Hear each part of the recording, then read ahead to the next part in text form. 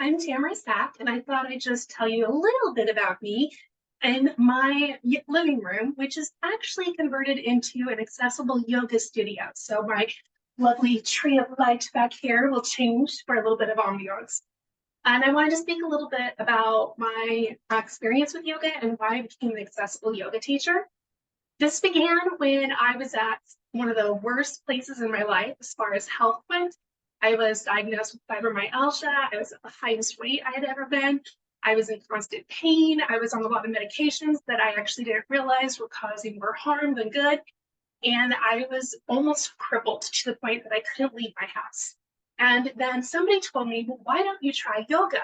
And that's exactly what I wanted to hear because, the images that come to mind when you think of yoga did not match my body, did not match my health, did not match any kind of concept that I had of myself. And then I found a teacher named Kelly who actually surprised me on our first private lesson.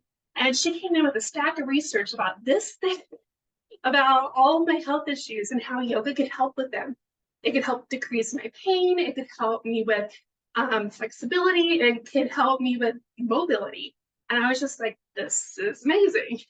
And it was a lot of hard work. I've been practicing since 2015, and I became a teacher in 2017.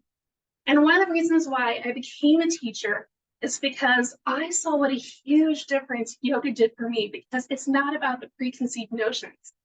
I was taught by a teacher that if you have a body, you can do yoga. And I've done yoga practices with hospice patients, and I've done practices with private clients who have fused spines, MS, Down syndrome, children with anxiety and ADHD. I've had so many different private clients that I have worked with who have bigger bodies or older bodies or just bodies that don't feel good.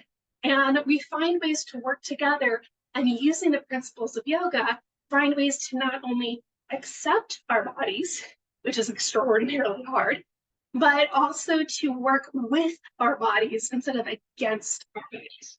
Again, a very hard concept and one that I'm still working on. But one of the greatest moments that I've ever had as a yoga teacher was when I actually taught my first public class here in Columbia. And I had somebody come in who was in a bigger body, and she just seemed like a normal student. We had a great time that night. It was a beginner's class. I have a weird, quirky sense of humor, and I try to make it as light and as accessible as possible so that people weren't so intimidated by this. And after the class, she came up to me and she was saying thank you, and then she just bursts into tears and says that she's almost in her 60s and she has never once in her entire life felt accepted for who she was.